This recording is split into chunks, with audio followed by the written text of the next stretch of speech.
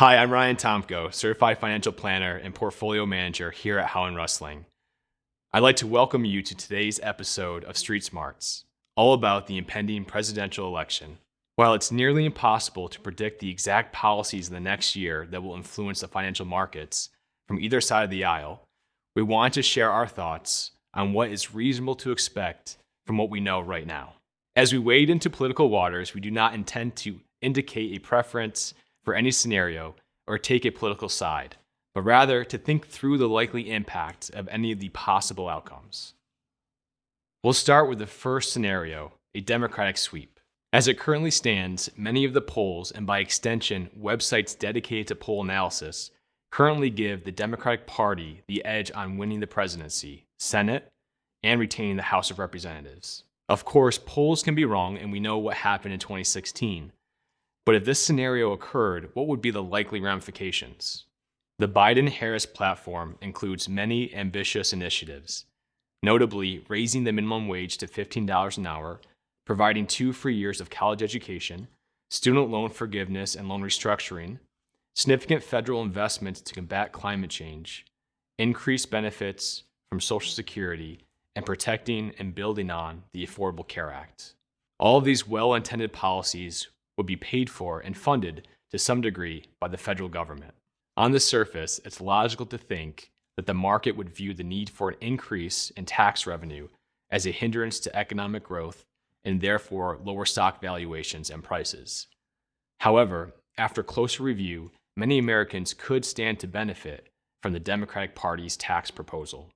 Vice President Biden's claim is that he won't raise taxes for anyone making less than $400,000 and would increase the child tax credit and child and dependent care credit, positively impacting families. Instead, the Biden-Harris tax plan moves the highest personal income rate back up to 39.6%.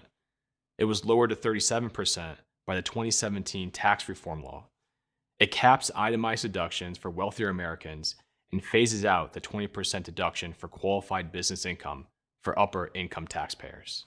Vice President Biden has also proposed eliminating the step-up in basis for inherited capital assets, which means more taxes on wealth passed to heirs, and ending favorable tax rates on capital gains for anyone making over $1 million. On the corporate side, Vice President Biden is proposing to raise the corporate tax rate to 28% from 21%. It was again lowered to 21% by the 2017 tax reform law, and impose a 15% minimum tax on book income.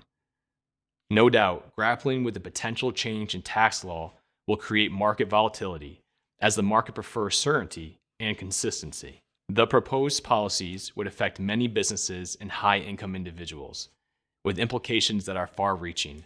However, many wealthy Americans and corporations are best positioned to deal with tax changes. They happen fairly often, and at the end of the day, they may want to simply understand the rules of the game so they can turn their focus to winning.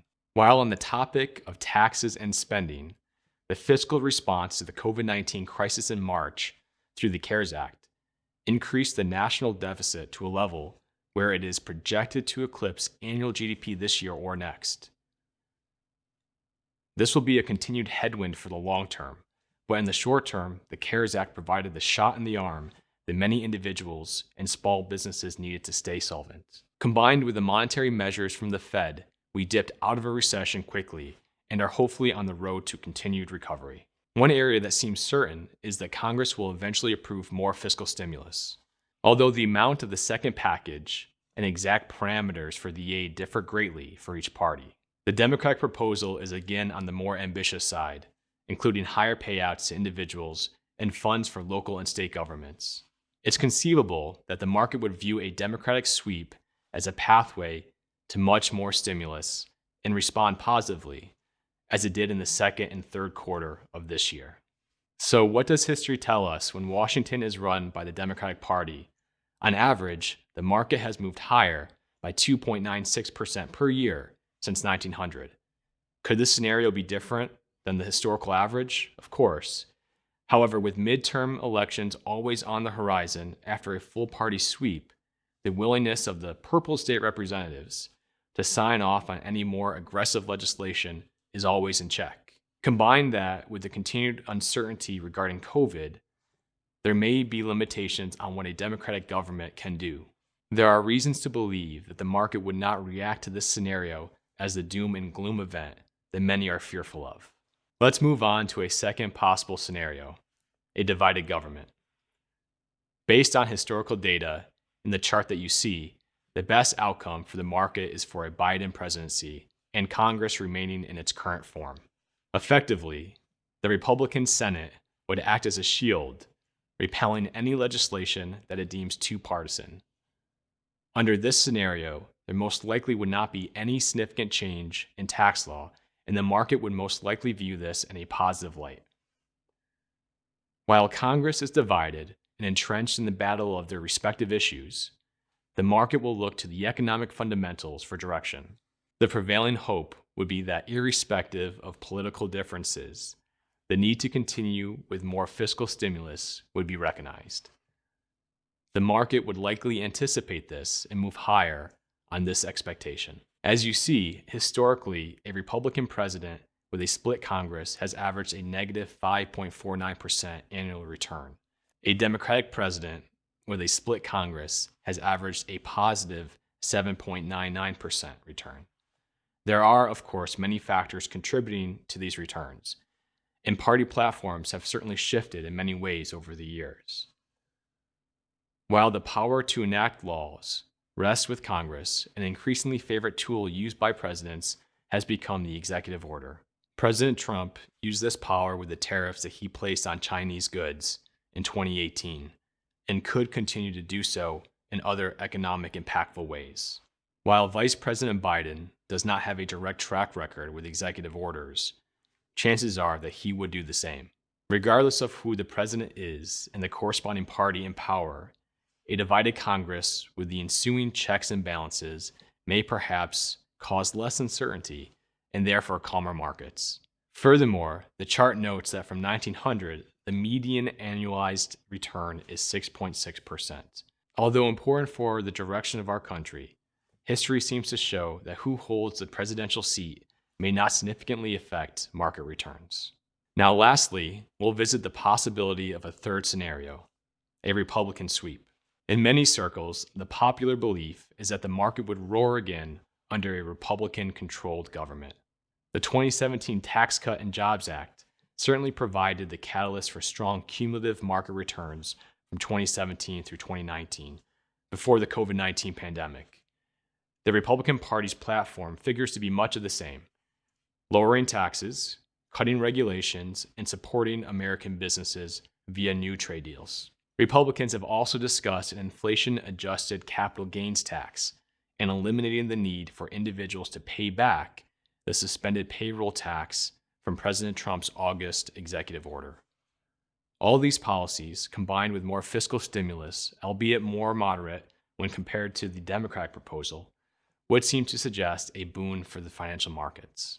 However, it's important to realize there may be unforeseen risks to this outcome beyond the surface.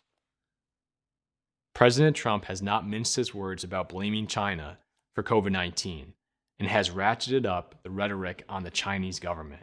With virtually complete freedom, could Tariff Man, referencing a Trump tweet in December 2018, make a comeback and shake the global markets as the two largest economies resume their boxing match?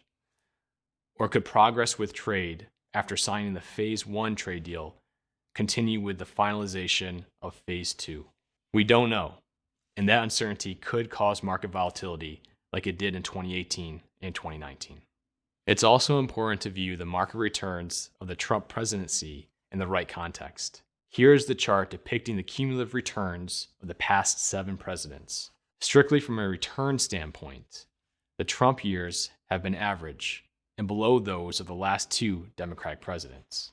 While we certainly had been enjoying a bull market before the pandemic hit, the reality is that relative returns were middle of the road when compared to the last 40 years.